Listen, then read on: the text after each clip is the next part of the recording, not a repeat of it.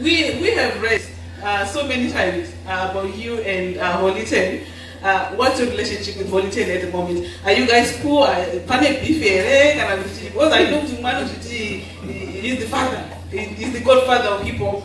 What's your stance on that? Voltz, leader of the youth, speaker of the truth. Voltz is a workmate. Okay. Yeah, Saraya's workmate.